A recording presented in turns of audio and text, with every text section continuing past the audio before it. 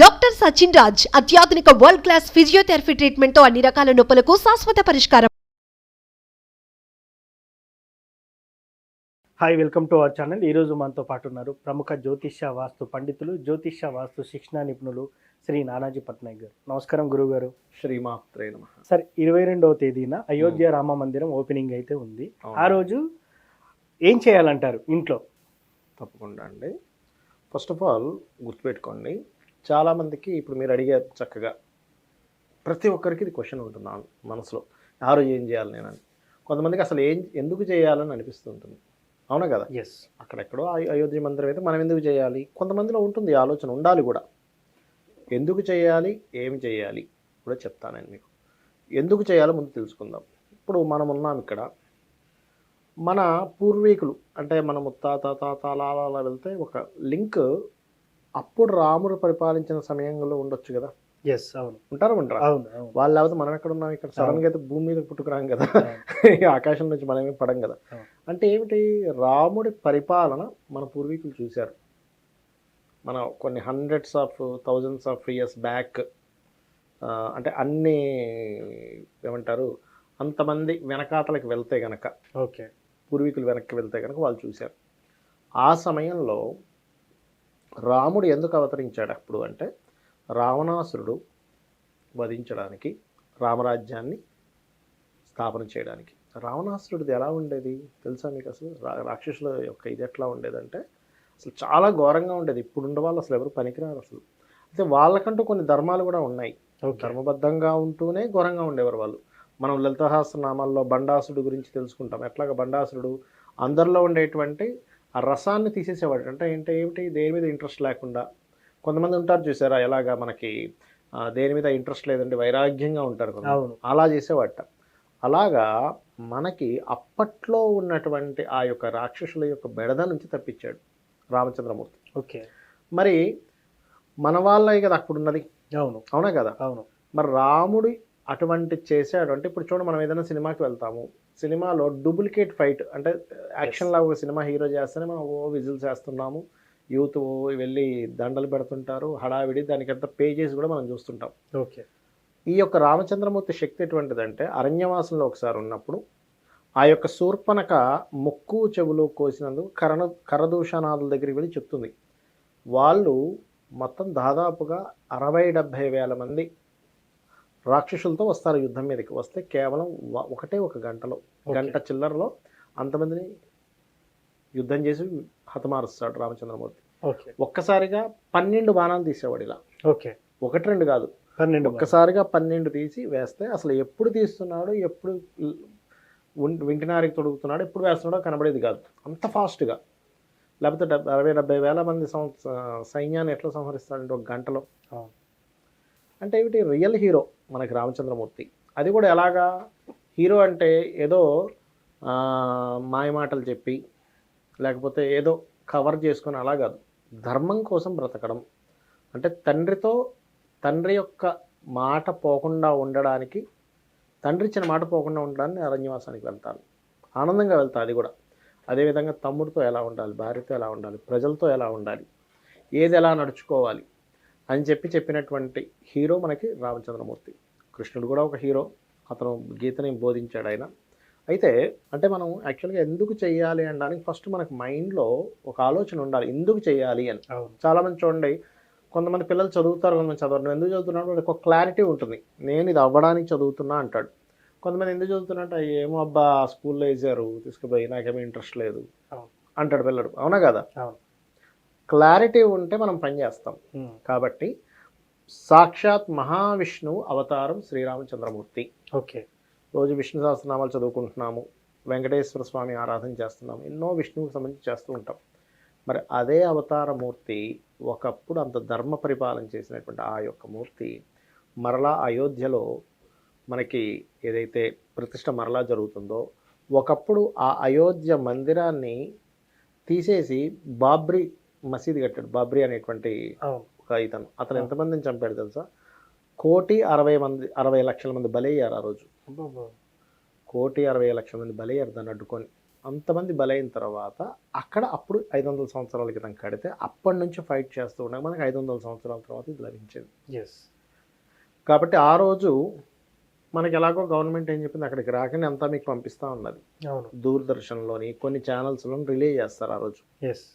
ఆ రిలే చేసినప్పుడు ఉదయాన్నే నిద్ర లేచి చక్కగా మన ఇంట్లో రాముడి యొక్క పటం పెట్టుకొని మనకి రాముడి యొక్క స్తోత్రాలు లేనట్లయితే శ్రీరామనామ రామేతి రమే రామే మనోరమే సహస్రనామ తత్తుల్యం రామనామ వరాననే అనేటువంటి నామస్మరణ చేసుకుంటూ, లేదా జయ జయ రామ అనేటువంటి భజన చేసుకుంటూ, ఓకే. అదేవిధంగా ఆ రోజు దీపాలు మీకు దగ్గరలో రామాలయం ఉంటే రామాలయంలో దీపాలు వెలిగించడం, ఇంట్లో ఉదయము సాయంత్రము దీపారాధన చేయడము, రాముడికి ప్రీతిపాత్రంగా మనం ఏదైనా సరే ఒక ప్రసాదం సమర్పించడము చేసి దాన్ని అందరం తీసుకోవడము, లేనట్లయితే మీకు ఇంకా ఎక్కువగా మీరు వండగలిగితే అందరికీ పంచడము. అంటే ఒక వేడుక. ఎస్. ఒక సినిమా రిలీజ్ అయితేనే, ఒక హీరో సినిమా రిలీజ్ అయితేనే ఆహా ఓహో అని చెప్పని మనం వెళ్ళి డబ్బులు ఖర్చు పెట్టి చూస్తున్నాం.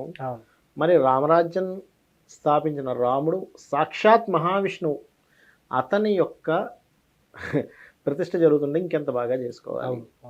చాలామందికి ఇక్కడ ఏంటంటే ఏమండి మరి ఈ రామచంద్రమూర్తికి సంబంధించినటువంటి వీటిలో కొంతమంది కొన్ని సంశయాలు ఉన్నాయి. నాకు చాలా అనుభవాలు జరిగాయి. రామ మందిరానికి రమ్మంటే ఒక నమ్మో రాముడు కష్టాలు ఉన్నాయి కదా నాకు అని అనుకునేది. సీత పేరు పెట్టుకోవాలంటే భయపడ్డము. సీత పేరు పెట్టాలంటే భయపడతారు, కష్టాలు వస్తాయేమో. నేనేమంటానంటే సీత పేరుకి అంత కష్టాలు వచ్చేలా అయితే సీత యొక్క తండ్రి మహారాజు చక్రవర్తి, మరి ఆయన ఏమైపోవాలి? అవునా కదా? అదంతా ఏంటంటే అజ్ఞానం అనమాట. సీత ఆ ఇంట్లో ఉన్నంతకాలం చక్కగా అతను మహారాజుగా ఉన్నాడు, మొత్తం మహారాజుగా వెలిగాడు. ఆయన ఎంతో గొప్పటి పేరు వచ్చింది. ఆ సీతని పెంచుకున్నందుకు సాక్షాత్ విష్ణువే అల్లుడుగా వచ్చాడు. అవునా కదా? మరి నువ్వు అలాంటప్పుడు ఈ సీత పేరు పెట్టుకోవాలని భయపడ్డం ఏమిటి అసలు? గురువు గారు, నాకు ఒక చిన్న 2 సందేహాలు ఉన్నాయి. శ్రీరామనవమి రోజు పెళ్లి చేసుకోవద్దని, అలాగే రాముడు జన్మించిన తేదీ ఏదైతే ఉంటుందో, అంటే పలానా తేదీన రామ జన్మదినం అని జరుపుకుంటారు కదా, అలాంటి తేదీలో కూడా కొంతమంది ఇప్పుడు ప్రెగ్నెన్సీ ఉన్న వాళ్ళు సిజేరియన్ చేసుకొని పిల్లలు కంటా ఉంటారు. సో అలాంటి సందర్భాల్లో కంటే కూడా కష్టాలు వస్తాయని ఒక నానుడు ఉంది. దీనిపై మీ అభిప్రాయం? చాలా అసలు అలా వస్తాయి అని మనసులో అనుకుంటే దానంత పాపం ఇంకోటి లేదు. ఎందుకంటే శ్రీరామచంద్రమూర్తి పుట్టినటువంటి సమయంలో ఉన్న గ్రహస్థితిని కనుక మనం గమనించినట్లయితే ఆ రోజు గ్రహాలన్నీ అద్భుతమైన స్థానాల్లో ఉన్నాయి. ఎలాంటి అద్భుతమైన స్థానం అంటే, అవతల మనిషి ఒక్క మంచి చేస్తే చాలు, నాకు 1000 తప్పులు నా పర్లేదు, అవతల మనిషి ఒక్క మంచిని నేను తలుచుకుంటాను అనుకునే మనస్తత్వం ఉన్న గ్రహస్థితి ఆ రోజు ఉన్నది. కాంప్రమైజ్ అవ్వడం కాదు, అక్కడ అర్థం చేసుకోవడం శ్రీరామచంద్రమూర్తి. కాబట్టి పొరపాటును కూడా ఆ రోజు నేను ప్రెగ్నెన్సీతో ఉన్నటువంటి వాళ్ళు చేసుకుంటే తప్పను, లేకపోతే ఇందాక నేను చెప్పినట్టుగా సీత పేరు పెట్టుకుంటే తప్పను, లేకపోతే ఇంకోటి అడిగారు మీరు, పెళ్లి శ్రీరామనవమి రోజు వాళ్ళలాగానే విడిపోతారు, ఇంకా దాంపత్య జీవితం అనుకోవడము పూర్తిగా తప్పు. ఎందుకంటే రామచంద్రమూర్తి ఈ భూమి మీద నడయాడినటువంటిది 12,000 సంవత్సరాలు బ్రతికాడు ఆయన. ఇవన్నీ పాజిటివ్స్ తీసుకొచ్చి రామ అని పేరు పెట్టుకుంటే ఇంత పెద్ద గొప్ప పేరు వస్తుంది, 12,000 సంవత్సరాలు కూడా మనం బతుకుతామేమో. పాజిటివ్స్ ఎందుకు తీసుకోము? ఇక్కడ ఏంటంటే మనుషులకు ఉన్నటువంటి పెద్ద తప్పిదం ఏంటంటే అంతసేపు నెగిటివ్ తీసుకుంటాం, అందులో నుంచి నెగిటివ్ని తీసుకొని నెగిటివ్ గురించే మాట్లాడుతూ ఉంటాం. కాబట్టి ఏంటంటే ఎక్కడా కూడా ఈరోజు పెళ్లి చేసుకుంటే విడిపోతారని కానీ ఎక్కడ శాస్త్రాల్లో లేదు. ఓకే, వీళ్ళ ఊహ, నెగిటివ్గా ఆలోచించే వాళ్ళ ఒక ఊహ తప్పితే శాస్త్రంలో అటువంటిది లేదు. శాస్త్రంలో ఎప్పుడు కూడా ఉన్నటువంటిది ఏంటంటే మీరు పెళ్లి చేసుకునే సమయంలో మీ ఇద్దరి నక్షత్రాలకి సరిపోయేటువంటి నక్షత్రము, అది వివాహానికి సరిపోయే నక్షత్రం అయి ఉండి ముహూర్తం బాగుండాలి. ఇప్పుడు మొన్న ఒకసారి ఒక 10 రోజుల క్రితం నేను ఒక వీడియోలో చెప్పాను, కాబట్టి ఈ ముహూర్తంలో కొంచెము గొడవలు అవుతుంటాయి ఈ ముహూర్తం వల్ల అన్నాను. అదేంటంటే గురువు లగ్నంలో ఉన్నాడు కదా అంటే నేను ఒకటే చెప్పాను, గురువు లగ్నంలో ఉన్నాడు కానీ గురువు రాసుల్లో 2 గ్రహాలు ఉన్నాయి చూసారా, రాహువు కుజుడు.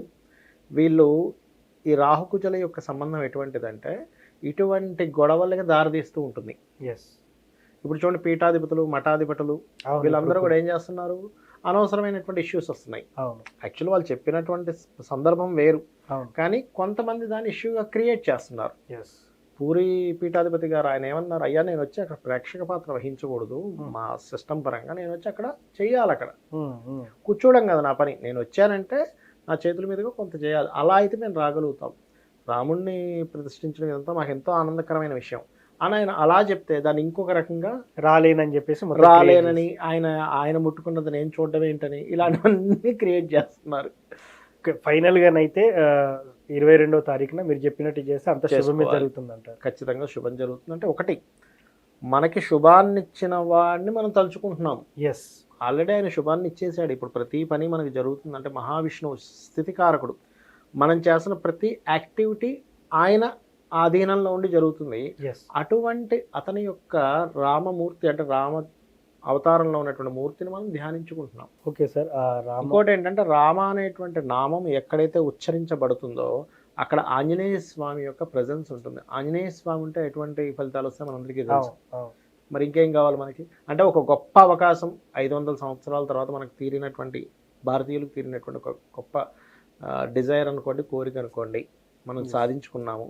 ఇది కేవలం హిందువులకనే కాదు, ధర్మం కోసం నాకు ధర్మం కావాలి, ధర్మబద్ధమైనటువంటి రాజ్యం కావాలని కోరుకునే ప్రతి ఒక్కరికి, ధర్మం కావాలనుకునే ప్రతి ఒక్కరికి ఇది విజయం. Thank you sir.